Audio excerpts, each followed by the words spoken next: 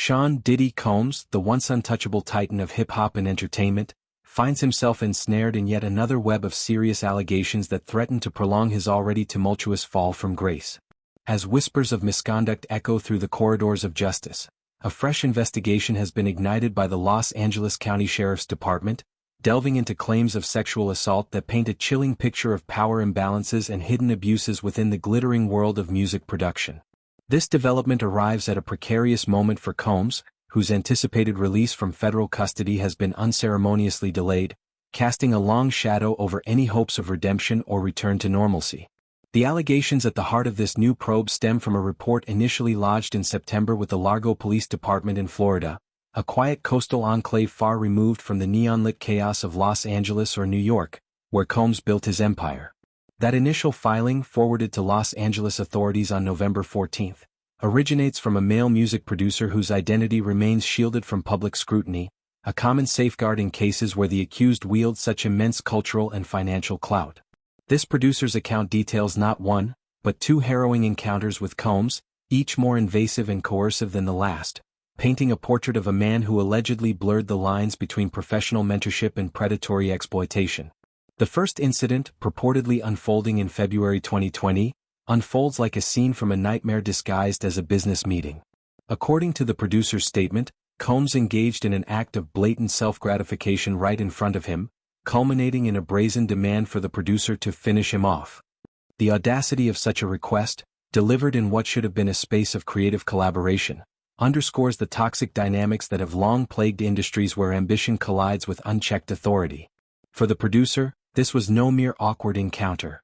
It was a violation that lingered, festering into a formal complaint months later, a testament to the courage required to challenge someone of Combs' stature.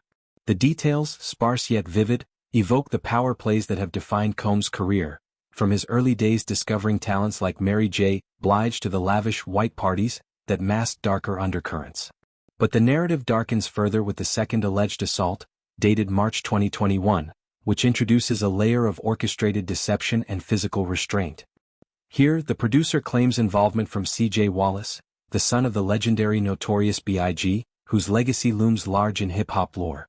Wallace, according to the filing, allegedly facilitated the producer's transport to an undisclosed location, where two unidentified men proceeded to cover his head, plunging him into disorienting darkness. It was in this vulnerable state that Combs is accused of forcing himself upon the producer, an act that transcends mere opportunism and veers into the realm of calculated brutality. The involvement of Wallace adds a Shakespearean twist, pitting the heirs of hip-hop's golden era against one another in a courtroom drama that could rewrite family narratives and industry alliances alike. Wallace, for his part, has wasted no time in mounting a vigorous defense, filing a lawsuit on November 12 that brands the accusations as wildly false and defamatory. In his legal salvo, he accuses the producer of orchestrating a calculated smear campaign, perhaps aimed at extorting leverage or seeking revenge in a cutthroat field where collaborations can sour into vendettas.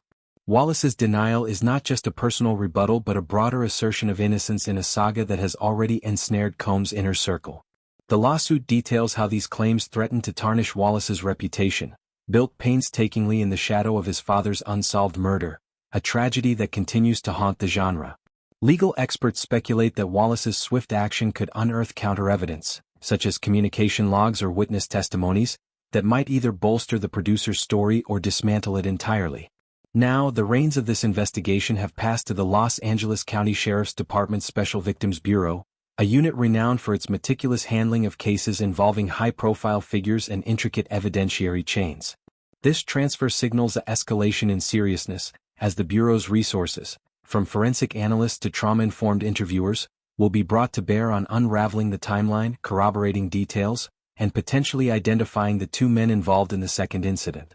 For Combs, whose legal battles have multiplied like echoes in a hall of mirrors, this probe represents not just another hurdle but a potential domino that could topple his carefully constructed defenses. The Bureau's involvement also hints at possible coordination with federal authorities, given Combs' ongoing incarceration, raising questions about whether these allegations will feed into broader racketeering or sex trafficking charges that have dogged him since his 2024 arrest.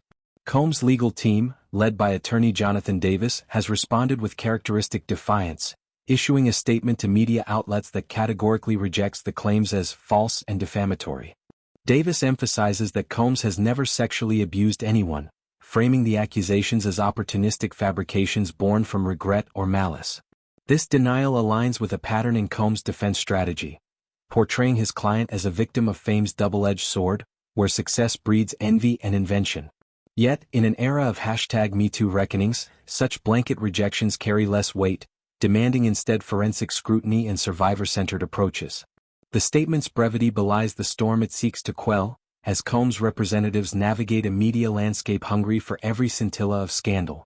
These fresh accusations crash against the backdrop of Combs' current imprisonment, a 50-month federal sentence handed down after his 2024 conviction on transportation-related charges, offenses tied to the interstate movement of individuals for illicit purposes.